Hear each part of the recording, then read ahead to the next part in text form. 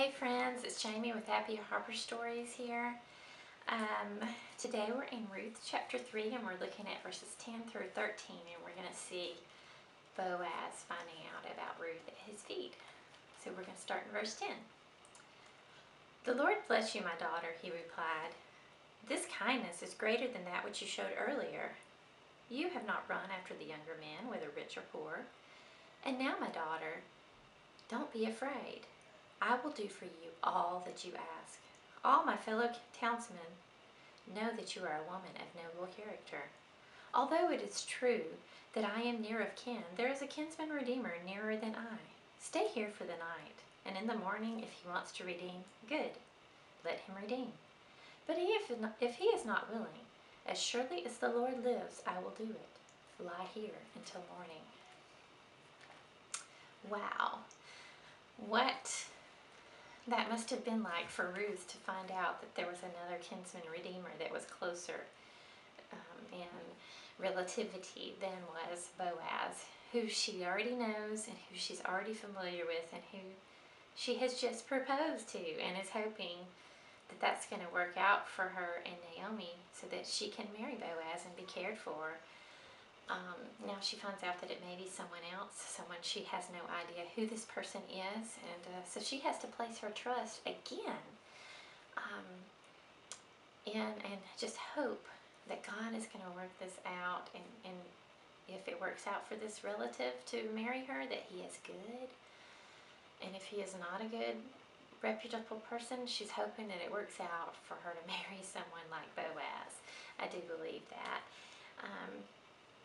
But, you know, he says, "This kindness is greater than that which you showed earlier." He feels blessed by the fact that she has come to lay down at his feet.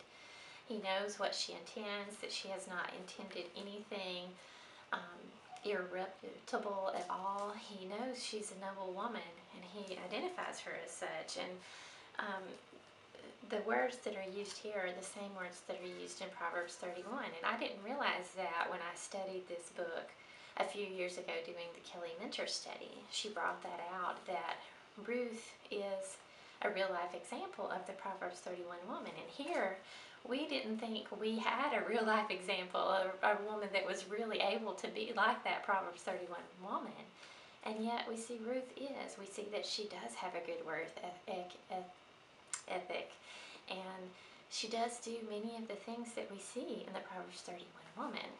And so that too is amazement to me, just to know that looking at Ruth, who is so humble and almost a little bit under the radar for being a Proverbs 31 woman, was actually probably more like a Proverbs 31 woman than we ever began to realize or imagine.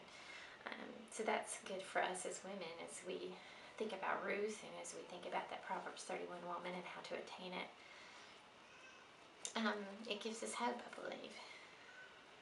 So anyway, she has to place her trust in God again, to wait until morning to see what's going to happen. And sometimes God requires that of us. He requires us to wait until morning to see what he's going to do and how he's going to work it out. He's heard our request. He's telling us he has an answer, but he says wait just a little bit longer.